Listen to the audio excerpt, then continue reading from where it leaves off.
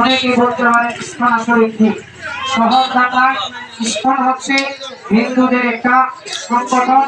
যে সংগঠন এই বাংলার বুকে প্রতিষ্ঠিত হয় নাই, ভারতের বুকে প্রতিষ্ঠিত হয় নাই, শুধু সেই আমেরিকার নিউ ইয়র্কের মধ্যে 1966 সালে প্রতিষ্ঠিত হয়েছিল। ইসকনের উদ্দেশ্য ছিল সমাজ বিনির্মাণে সুষ্ঠু ভূমিকা রাখা, ভালো কাজ করা। কিন্তু দুর্ভাগ্যের বিষয় আমরা দেখতেছি, আমাদের চোখের সামনে স্পষ্ট হয়ে যাচ্ছে, ইসকন দিনকে দিন বাংলাদেশ পরে কিংবা ভারত পরে মুসলমানদের রক্তকে একটা সংগঠনে পরিচিত হচ্ছে। প্রিয় তাওহীদি জনতা, আমরা আপনাদেরকে জানাই, এই ইসকন গত কিছুদিন আগে আমাদের সেই ঢাকার মধ্যে গাজীপুরে 13 বছরের যুবতী মহিলাকে 3 দিন ধরে লাগাতার যুবকরা 3 হিন্দু যুবক মিলে ধর্ষণ করেছে। ইমাম সাহেব এই ইসকনের বিরুদ্ধে বলার কারণে এই ইমাম সাহেবকে খুন করে সেই পঞ্চগড়ে নিয়ে দেওয়া হয়েছে।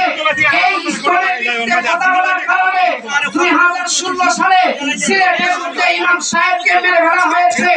এই ইসকনের বিরুদ্ধে বলার কারণে মাদ্রাসার মুহতামিম সাহেবকে ছাত্রলীগের উগ্র সংগঠনের লোকেরা এবং ইসকনের সদস্যরা মিলে ইমাম সাহেবের উপর নির্যাতন করেছে।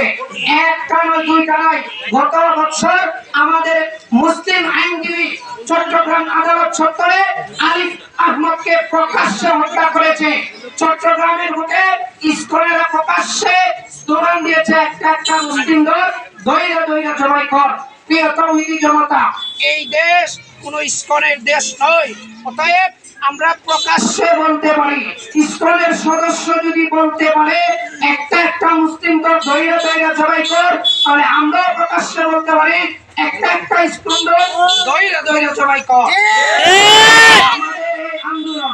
আমরা জানি বাংলাদেশের মধ্যে হিন্দু মুসলমানের মধ্যে দীর্ঘদিনের সম্পর্ক, আন্তরিকতার সম্পর্ক।